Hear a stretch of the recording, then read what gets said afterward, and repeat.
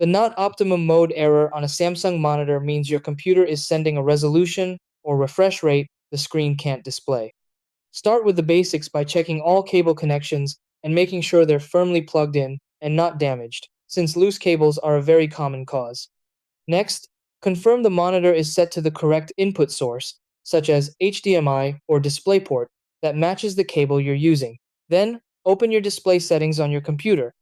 On Windows, right-click the desktop and choose Display Settings, and on macOS, go to System Settings and then Displays. Set the resolution and refresh rate to the monitor's recommended or native setting, which for many Samsung monitors is 1920 times 1080 at 60 Hz.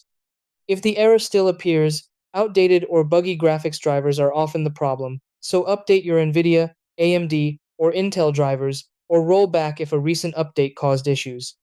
You can also try a different cable type or port to rule out compatibility problems. For advanced fixes, reset the monitor to factory settings, disable GPU scaling in the NVIDIA control panel, if applicable, and turn off fast startup in Windows. If nothing works, test the monitor with another device to see whether the issue is with the screen or your computer. In most cases, correcting the resolution or updating drivers resolves the error quickly.